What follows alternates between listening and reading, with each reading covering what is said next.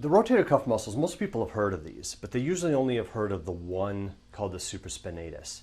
It's the one up here at the top. It's the one that almost always gets damaged. The other three rotator cuff muscles never get talked about. So what they do, the shoulder joint is actually quite shallow. So it's a ball and a socket joint, but the socket is really, really shallow like this. So it's not a good socket. Unlike the hip, that's more like this.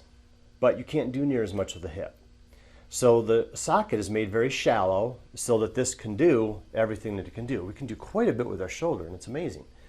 So what the four rotator cuff muscles, their sole purpose is to hold this together really well so that when you do raise your arm forward, side, or back, this doesn't slide up and bump into the supraspinatus. So it literally crushes it over and over and over again if the other rotator cuff muscles are not doing their job.